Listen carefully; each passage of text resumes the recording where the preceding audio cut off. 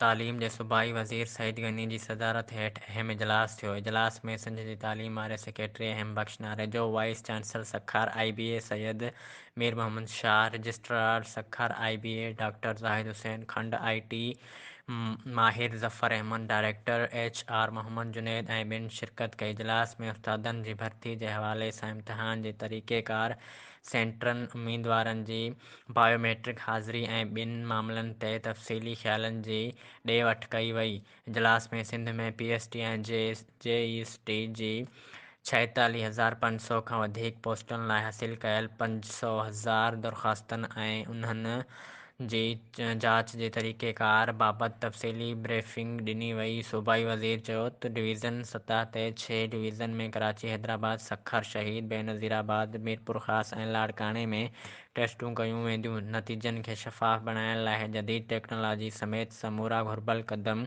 खंया वेंदा।